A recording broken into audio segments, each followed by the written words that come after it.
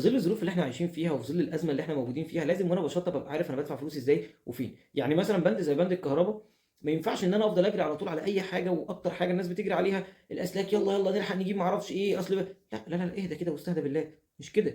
أول حاجة خلّيني أقول لك أنت إزاي تقدر تتعامل مع الأزمة ديّة، خصوصًا في بند زي بند الكهربا، وأنا عارف إن ناس كتيرة جدًا هتهاجم الموضوع ده.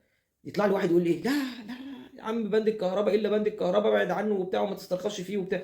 طب أنت مين قال لك إن أنا هاسترخص؟ أنا مش هاسترخص. أنا كل اللي هاعمله إن أنا هاقول لك بالضبط تعمل إيه، وتدفع فلوسك إزاي، وتاخد أعلى جودة في مقابل السعر الصح. يعني بمعنى بسيط عشان أوضّح لك المعلومة يعني، أنت مش محتاج دبابة عشان تمشي بيها في الشارع، أنت مجرد عربية كويسة هتوصّلك وهتوديك وهتجيبك. فاهم قصدي؟ طيب ده أفهم بيه إيه؟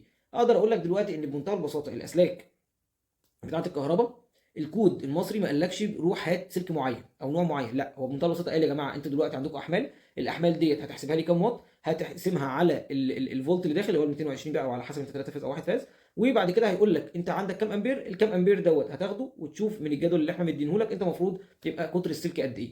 قطر السلك مش نوع السلك، تمام؟ وقطر السلك المعتمد، لأن في حاجات كتيرة جدًا معتمدة ومعروفة وشغالة في مشاريع قومية ومشاريع كبيرة. مش اللي إحنا بس عارفينه واللي إحنا بنجري عليه واللي بقى سعره دلوقتي نار حرفيًا. طيب ده بيحصل إزاي؟ تعالَ أقول لك مثلًا مثال، حاجة مثلًا زي 1000 واط، 1000 واط دوّة أنا عايز أقول لك إن ال1000 واط ده حاجة زي الميكروويف مثلًا، تمام كده؟ لو جينا بنفس الحسبة ديّة قسمنا ال1000 واط ديّة على 220 وبعد كده ال220 ديّة هتدّيني 4.5 تقريبًا أو حاجة كده، لو رُحنا للجدول هنلاقي الجدول بيقول لك والله الكلام ده 1.5 مللي. يعني أنت بمنتهى البساطة مقتنع إن مايكروويف المفروض يشتغل على 1.5 مللي بس يكون سلك معتمد؟ أنت متخيّل إحنا بنقول إيه؟ فأنت بتروح تجيب الحاجات ديّة 3 مللي و4 مللي، يا جدعان مش كده، مش كده. حاول تعرف، وده مش معناه برضه إن إحنا هنحط 1.5 اللي هو لأ، يعني هنزوّد بس نبقى عارفين إحنا محتاجين الminimum كام. طبعًا كل الحاجات دي ليها factor of safety والكلام ده كلّه، نبقى عارفين الminimum كام، وبعد كده إحنا بقى بنزوّد براحتنا.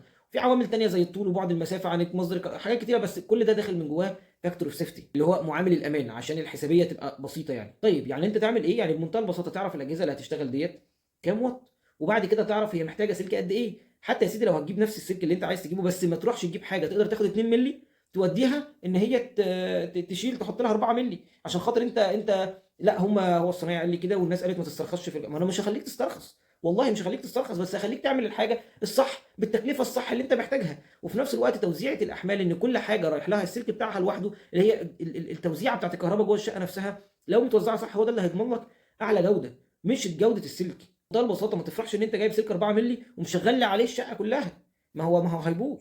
لكن لو كل حاجة خدت أحمالها صح، هتلاقي إن أنت دافع صح، وفي نفس الوقت موفّر صح، وواخد جودة صح. دي نقطة بسيطة كده في موضوع الكهربا. خلّيني في فيديو تاني أقول لك أنت إزاي تقدر توفّر متوسط 3، 4000 جنيه في موضوع الكهربا دوّة، وبرضه تبقى أسلاك معتمدة وشغل نضيف. سلام.